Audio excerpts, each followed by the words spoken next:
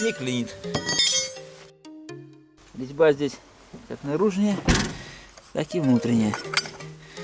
Позволяет работать с подрозетником. Продемонстрируем, как работает данная коронка Diamond Hit 72 диаметра при просверлении отверстий для подрозетников. При этом будет использован специальный кондуктор, который позволит нам значительно ускорить процесс сверления. Коронкой алмазной в режиме сверления 4 подрозетника высверливаются ориентировочно 8-12 минут. Мы вам покажем, как это сделать можно значительно быстрее, буквально за 1 минуту.